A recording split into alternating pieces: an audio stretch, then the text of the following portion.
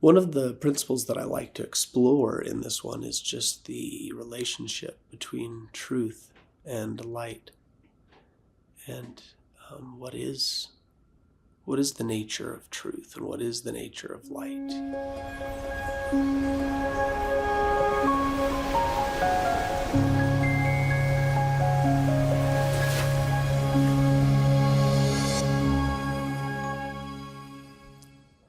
Good morning, friends. I'm sitting here early this morning and I'm looking out this window. Let me show you the view. Sitting here looking out this window. I got up early this morning and I like to spend my mornings just thinking and processing. And the trees, they start off as just gray masses. And you can still you can see the difference between the sky and the trees. But then as the light starts to flood into the morning and the leaves begin to turn green and there's distinction between the shadowed parts and not. It's just something that I like watching each morning. And then as it changes throughout the seasons, with the color, the shade of the coloring of the leaves from green to yellow to brown and orange and red and whatnot. And then into the winter months as the snow lays heavy on the boughs. I like to spend my mornings just watching the changes in light and the different types of animals that make their way in the peaceful parts of the morning. But as I sit here and I think, I like to just think about what are some of the more important parts of existence. Why are we here? What are we doing? What's the purpose of my day? What's the purpose of my life? How did I get so fortunate to be surrounded by so many good and loving people, great neighbors, wonderful kids and wife, just my siblings and my clients. I'm just so blessed in that regard. And I know that we have a certain measure of choice in that. How we treat others has a lot to do with how they treat us. But sometimes, as I've observed with many of my friends, we're dealt a bad hand occasionally, and we're put in circumstances where injustice reigns its ugly head, and that's where you begin to say, why did this happen to me and whatnot.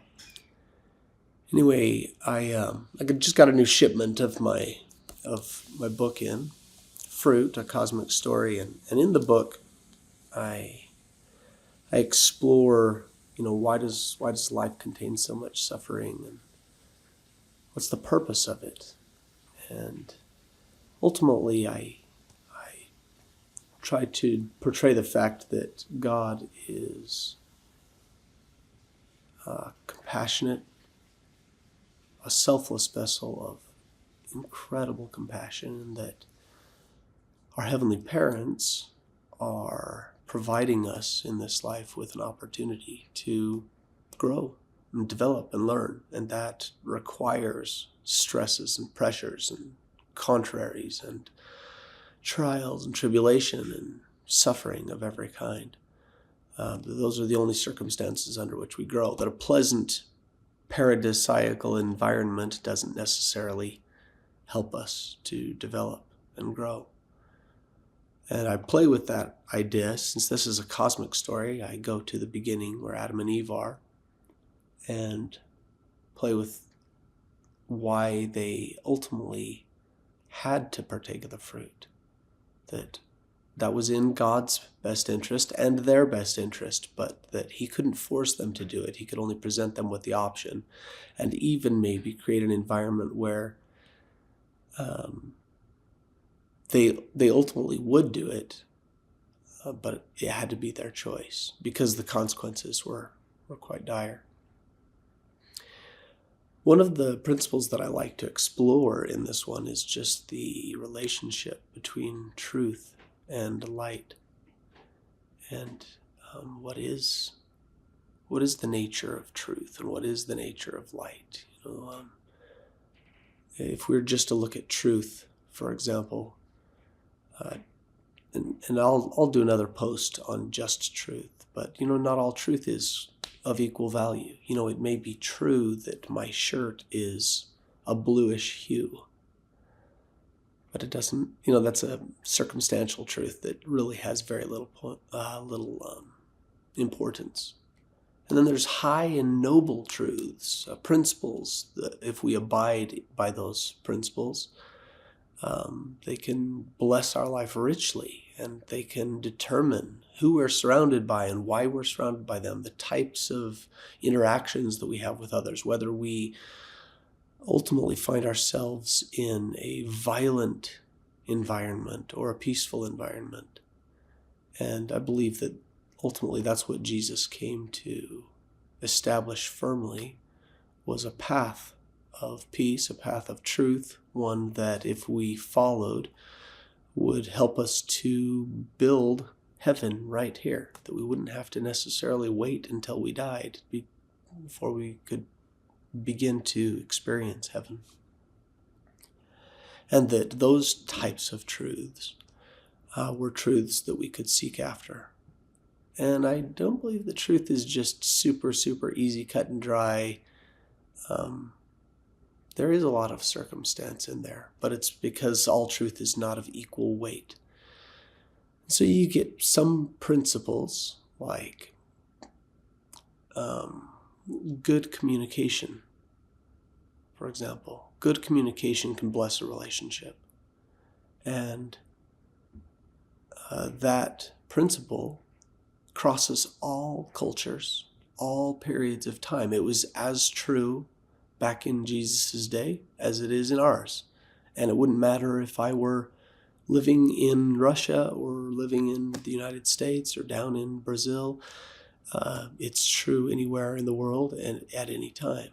That good, wholesome, positive communication is better for a relationship than the opposite. And so we can take ideas, and while there's this marketplace of ideas, we can extract from the marketplace ideas that are beneficial to us, useful to us, helpful to us. And some of those ideas are going to be of greater weight than others.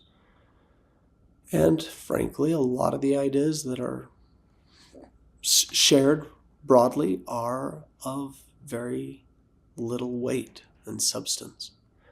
And so I think it becomes us then to sift through the ideas that form the bulk of our life and choose the highest and noblest truths. Now, when I say truth in this sense, I'm alluding to an idea that is based on D&C 93:36. The glory of God is intelligence, or in other words, truth and light. I like this. I like the whole section. I think that section is one of my favorite sections of Scripture. But I like how I see this pattern all throughout Scripture, but in life as well. How for an idea to become something that expands us and helps us, maybe adds to glory, it's got to be pretty high and noble, and it's got to be timeless and spaceless. It's got to be something that extends beyond space and time. And we all know that just because we hear something, or just because someone tries to teach us something, doesn't mean we've learned it. There's a big difference between hearing something and internalizing that thing. There's a difference between understanding, comprehension, and knowing something because we have experienced it, and taking that principle and making it part of who we are. And so even within this process of obtaining truth, it's just not enough to have heard something. It's not enough to have even tried it one time and been like, yeah, okay, that's good. But over a lifetime of employing and testing and experiencing these ideas and ideals, we get to embody the truths that we hold most dear. And they manifest themselves in either constructive or destructive ways. So as we embody truths like patience, and embody truths like selfless sacrifice and kindness and non-judgment, I believe that it adds to a certain measure of glory. But I don't believe that the spectrum of truth that we can grow in is the same as the spectrum of light, but they're very related to one another. So just like a person who knows to look both ways before they cross the road is more powerful than someone who doesn't, I do believe that the more truths that we embody, the more powerful of an individual we are in time and eternity. So whether in this life or in eternity, I believe that that's a principle that gives our heavenly parents so much power, is the amount of truths they have embodied. With light, on the other hand, I see light as a measure of the types of truths that we embody and the types of experience that we gain. And I see it as a measure of our goodness. So if we were neutral, the truths would not necessarily make us more communal or less communal, more constructive or less constructive. So I'm gonna use my dog over here as light. If we were to move towards the light, I think we would find ourselves increasingly more selfless, more drawn towards harmony, unity, the virtues that we can easily list: love, service, kindness, helpfulness, compassion. These types of virtues lend themselves towards the light, and they're sometimes the symptom of and sometimes the cause of the light interactions that we have. And then on the other end of the spectrum, the vices, unkindness and hatefulness, bigotry, prejudice, harm, these types of principles, which are just as easy for us to do, they tend towards the darkness, and they are divisive in nature. And I've enjoyed in these moments, these morning moments, I've enjoyed trying to sift between those types of behaviors and actions. And regardless of what religion or system of ethics you subscribe to, we seem to come to a lot of the same conclusions on what is light and what is dark, what is virtue and what is vice. And we squabble and differ over some of the technicalities between them, but we all know what it feels like when we trust someone, and when we love someone, and when we want to be with someone. And we also know what it feels like when we feel excluded and pushed out, and that we feel like someone is betraying us or using us. And there's this meter within each of us that seems to be able to easily measure the amount of light that a behavior has. When someone is impatient with us and we say, hey, what did I do to deserve this? We sense the darkness in that impatience. So I've tried to portray in this book kind of this struggle that all eternal beings wrestle with. And in future posts, I'll talk a little bit more about what I mean by eternal beings. But of course, at the top of that hierarchy, if there is one, our heavenly parents and divine council, archangels, and spirits that are powerful both in light and truth. But then the full spectrum, right? Living in a society where there are spirits that are full of truth, but they're terrible, terrible beings who use those truths to exploit others for personal gain. Then there are those who are full of light, but have rejected a certain measure of truth. And then there are those who have neither light nor truth in them. They have either rejected or have not learned and embraced certain measures of truth. And so a lot of their behaviors are done in ignorance and done without understanding. And I think this map, that I'll go into more detail in another episode, but this map of light and truth explains a lot about society and our interactions with one another. And I believe that we can navigate this to our mutual advantage.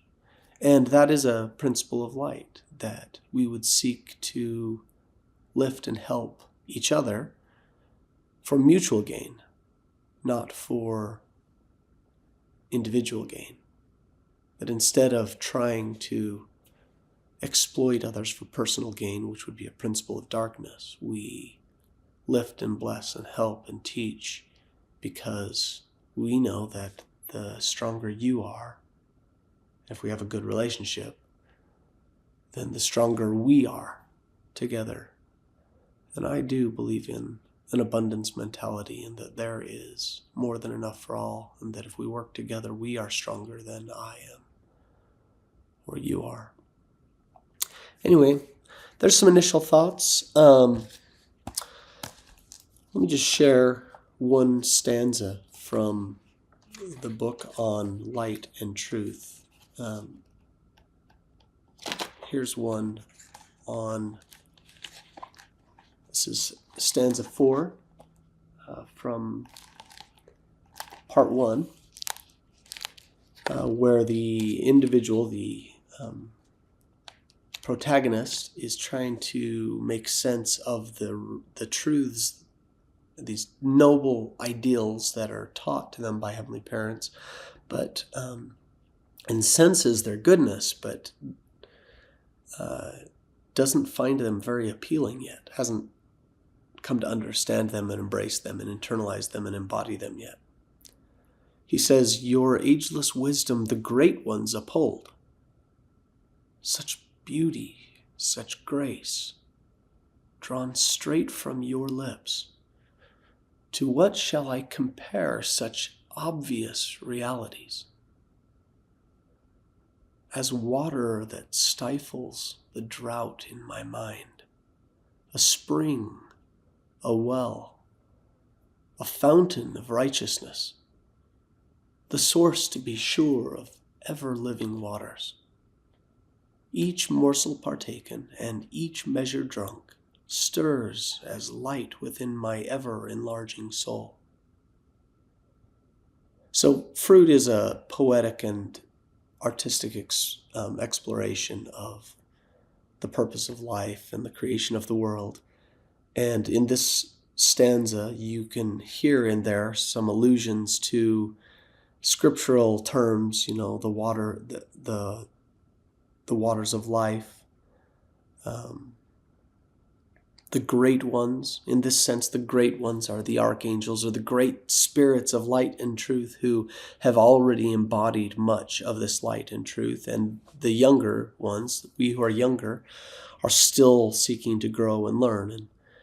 And as we come in generations, this is a never-ending process, that the seasoned turn back and lift and bless those who are not. And so as a young one who doesn't yet understand the nature of truth, we look up and we see how great our parents are. We don't know how they got there. We don't know why they're so great, but we can see that they're great. And we can see that it's beautiful and full of grace. And we can see that those who subscribe to the same ideals are grand and powerful and beautiful. And the ideas themselves, they do ring with a sweetness, right? As water that stifles a drought in my mind. All understanding does satisfy a drought of ignorance in us. But it's a fountain of righteousness, ever-living waters. Jesus said to the Samaritan woman, if you had asked me for water, I would give you water and you would never thirst again. Anyway, thanks for sharing a moment with me. I hope you have a great day, and we'll talk again.